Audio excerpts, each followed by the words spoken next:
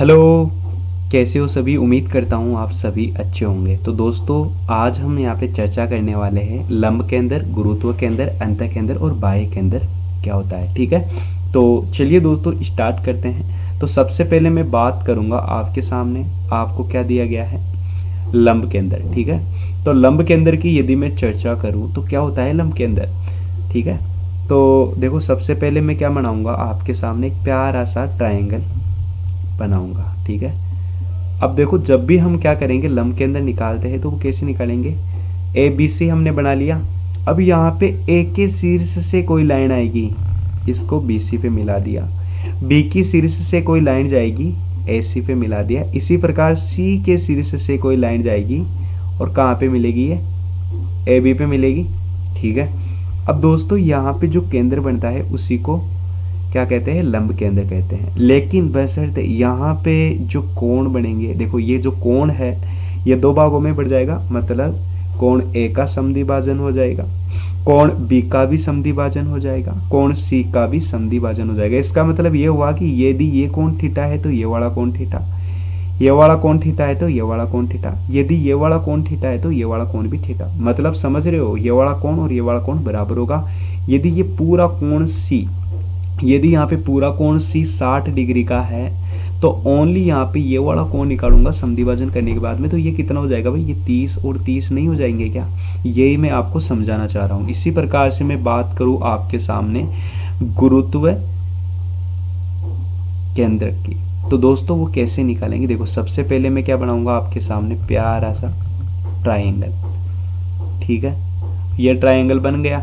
अब यहाँ पे हम क्या करेंगे, देखो अब यहाँ पे इसकी जो बीच वाली लाइन है, इसकी बीच वाली लाइन है, इसकी बीच वाली क्या है, केंद्र। इसका केंद्र मतलब इसके मध्य में से मैं एक सीधी लाइन ड्रॉ करूंगा। ठीक है, तो जैसा कि यहाँ पे मैंने ड्रॉ किया तो ये सीधी कहाँ पे मिल गई, ए पे। देखो इसको नाम दे देता हूँ ए बी और सी। यहाँ से यदि मैं कोई लाइन ड्रॉ करता हूँ तो ये सीधी कहाँ पे मिलेगी, सी पे। इसी प्रकार यहाँ पे मैं लाइन ड्रॉ करता हूँ मध्य में से, तो ये कहाँ पे मिलेगी, बी पे। तो इस प्रकार जो बनने वाला केंद्रक होता है वो क्या होता है, गुरुत्व केंद्रक होता है, जिसे आप केंद्रक कहते हैं। इसी के साथ मैं आपको बता देना चाहूँगा, यदि ये ऐसी भुजा पूरी 20 है तो ये 10 और ये 10 हो जाएगा। यदि ये मान लो ए बी भुजा 30 मीटर है तो ये आपका 15 और ये आपका 15 हो जाएगा। इस प्रकार से मैं आपको समझाना चाह रहा हूँ कि ये प्रत्येक भुजाओं को दो भागों में विभाजित करेगा। ठीक है, इसी प्रकार से चलते हैं अगले टॉपिक की तरफ, जो कि क्या है आपके सामने। आप बोलोगे ये है हमारे सामने अंतः केंद्र। देखो नाम से ही पता चल रहा है अंतः केंद्र मतलब किसी त्रिभुज के अंतर्गत जो बनने वाला केंद्रक होता है वो आपका अंतः केंद्र होता है। इसके लिए आपको क्या करना होगा मेरे भाई, देखो त्रिभुज के अंदर हम बना लेंगे क्या, एक प्यारा सा ट्राइंगल। तो ये हमने एक त्रिभुज के अंदर ट्राइंगल बना लिया। ठीक है, अब देखो भाई यहाँ पे ये केंद्रक हो गया त्रिभुज का, इसको नाम दे दो ए बी सी। अब आप क्या करोगे, इसकी त्रिज्या नहीं बनाओगे क्या, तो आप बोलोगे बिल्कुल भाई हम त्रिज्या तो बनाएंगे ही बनाएंगे। तो यहाँ पे ये इसकी त्रिज्या हो गई, इसके अलावा ये इसकी त्रिज्या हो गई, ये इसकी त्रिज्या हो गई। तो आपको पता है यहाँ पे कि यदि यहाँ पे ये इसकी त्रिज्या है तो आप क्या बोलोगे भाई कि अंतः केंद्र में यहाँ पे ये इसकी त्रिज्या हो गई, तो ये मतलब ये भुजा मतलब ये त्रिज्या सभी समान होगी। इसके अलावा ये अंतः केंद्र मैं आपको एक चीज़ और समझाना चाह रहा हूँ, इसको हम और आगे तक बढ़ा देंगे। देखो इसको यहाँ तक बढ़ा दो भाई, मैंने बढ़ा दिया, इसको यहाँ तक बढ़ा दो और इसको मैं यहाँ तक बढ़ा दूंगा। तो आपको पता है कि यहाँ पे कोण का समद्विभाजन भी होगा, ये वाला कोण और ये वाला कोण बराबर होगा, ये वाला कोण और ये वाला कोण बराबर होगा। इसके अलावा ये वाला कोण और ये वाला कोण आपस में क्या होंगे मेरे भाई, बराबर होंगे। ये चीज़ आपको विशेष ध्यान रखनी है। इसके अलावा मैं आपको बता देना चाहूँगा कि समद्विभाजक जिस बिंदु पर मिलते हैं उसे त्रिभुज का अंतः केंद्र कहते हैं। अंतः केंद्र ही एक ऐसा इकलौता केंद्र है जिसे त्रिभुज की तीनों भुजाओं की लंबवत दूरी क्या होती है, समान रहती है। ठीक है, तो उम्मीद करता हूँ यहाँ तक समझ में आया होगा। आपको पता है कि अंतः केंद्र का एक फॉर्मूला भी होता है, क्या होता है भाई वो मैं आपको बता देता हूँ कि कोण बी ओ सी, यदि मेरे को क्या निकालना हो यहाँ पे कोण बी, देखो यहाँ पे ओ मान लो आप, कोण बी ओ सी, तो इसके लिए हम क्या यूज करेंगे भाई, 90 प्लस कोण ए, ये वाला कोण ए बटे 2। ठीक है, इसके अलावा हमें एग्जाम में क्या पूछ सकता है कि अंतःवृत्त की त्रिज्या निकालो। अंतःवृत्त की त्रिज्या निकालो। अंतःवृत्त की त्रिज्या मतलब अंतःवृत्त की त्रिज्या ये वाली त्रिज्या क्या है, ये वाली त्रिज्या क्या है। तो अंतःवृत्त की त्रिज्या निकालने के लिए हम क्या फॉर्मूला लगाएंगे, तो आप लिखेंगे अंतःवृत्त की त्रिज्या बराबर क्या लिखेंगे मेरे भाई, तो आप लिखोगे त्रिभुज का क्षेत्रफल, यानी कि area of triangle. Area of triangle को मैं कैसे लिखूंगा, ये रहा, मतलब ये त्रिभुज का एरिया, त्रिभुज का एरिया। ठीक है, इसके अलावा यहाँ पे जो नीचे आएगा वो क्या आ जाएगा भाई, त्रिभुज का अर्ध परिमाप। त्रिभुज के अर्ध परिमाप को मैं ए से डिनोट करूंगा, और एस कैसे निकालते हैं, जैसा कि यहाँ पे ए बी भुजा हो गई प्लस बी सी भुजा हो गई प्लस आपकी ए सी भुजा हो गई, और इन तीनों में 2 का भाग लगा दूं तो आपका क्या आ जाएगा भाई, सेमी पैरामीटर आ जाएगा, जिसे आप क्या बोलते हो भाई, जिसको आप बोलते हो त्रिभुज का अर्ध परिमाप। ठीक है, तो ये वाला फॉर्मूला हम यूज करेंगे, ये भी आपके बड़ा काम में आने वाला है। तो चलिए दोस्तों, यहाँ तक आपको समझ में आया होगा। इसी के साथ हम अगले टॉपिक की तरफ मूव करेंगे, और अगला जो टॉपिक है वो है आपका परिकेंद्र। अब देखो भाई, परिकेंद्र क्या होता है, देखो नाम से पता चल रहा है कि ऐसा केंद्र जो, मतलब परिकेंद्र त्रिभुज के बाहर। ठीक है, तो यानी कि अब की बार अंतः केंद्र में क्या था, ये जो वृत्त था वो त्रिभुज के अंतर्गत था, परिकेंद्र में क्या होगा भाई, बाहर होगा। तो चलिए दोस्तों मूव करेंगे और मैं आपको अच्छे से समझाऊंगा। तो देखो भाई, यहाँ पे ये आपका कोई क्या है, ट्रायंगल है, हो गया ट्रायंगल।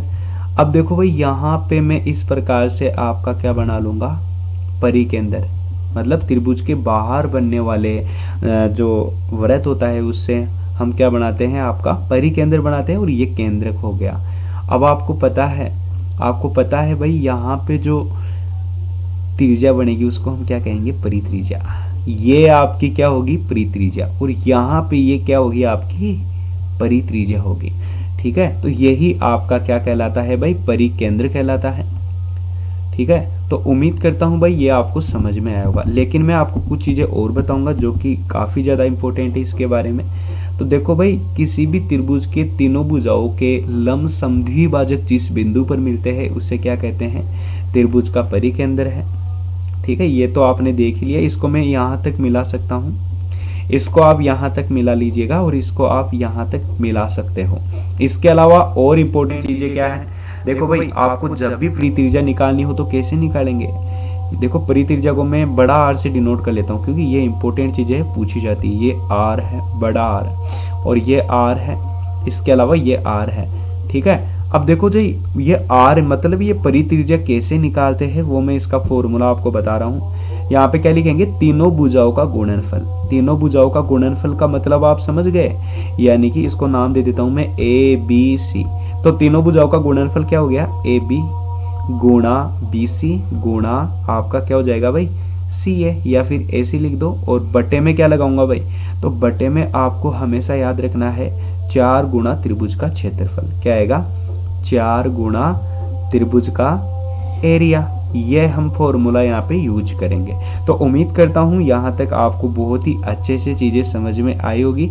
इसी के साथ देखिएगा, इसमें हम और क्या फाइंड आउट कर सकते हैं। इसके अलावा मैं यहाँ पे आपको पूछ ले भाई बीओसी, देखो बीओसी उसमें भी हमने निकाला था। अब यहाँ पे यदि बीओसी पूछता है तो हम कैसे निकालेंगे, देखो भाई यहाँ पे पूछ ले कि बीओसी निकालो, तो बीओसी कैसे निकलेगा, ये सी है मेरे भाई।